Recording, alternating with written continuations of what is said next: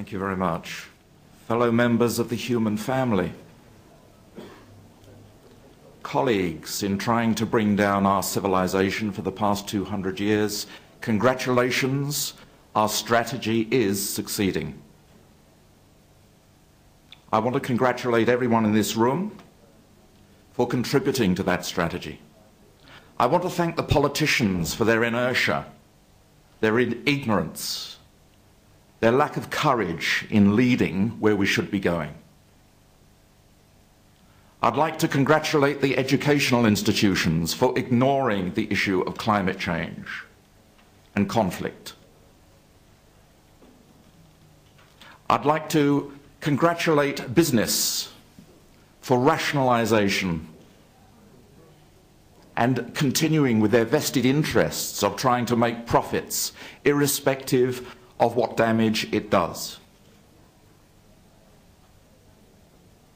I would like particularly to congratulate the people like myself who continue to travel around the world, at least spending 60 hours or 80 hours a month on an aeroplane, talking to audiences like this, boring people out of their pants, or creating fear, existential fear, that so much is happening that is too big to do anything to do, too big to solve.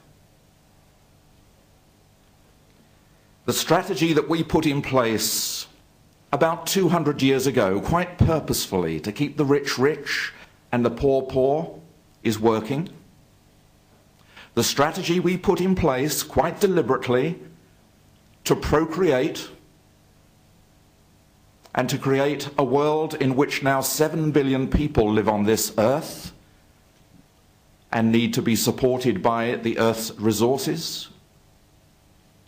The strategy that we put in place based on the assumptions that greed, self-interest, political inertia, competitiveness, stupidity, politeness, fear and superstition would actually win out and prevent us dealing with the issues that we're faced today are working. We need to be congratulated as the first species who've come up with a strategy that will kill off our species. How smart is that? My talk was supposed to be of a soft landing.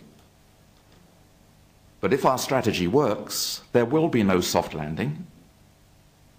If our strategy works, things are going to get dire over the next 4 to 5 years, particularly, extremely rapidly.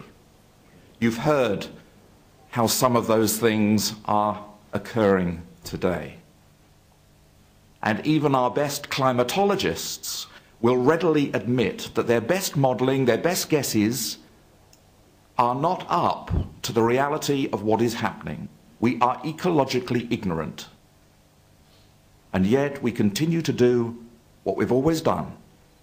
We continue to do business. We continue to send politicians from nation states whose job it is to protect vested interests and protect the nation state and to compete with other nation states to Copenhagen and Mexico and other places around the world to arrive at a consensus. Yeah, they have fallen into this trap that we deliberately set.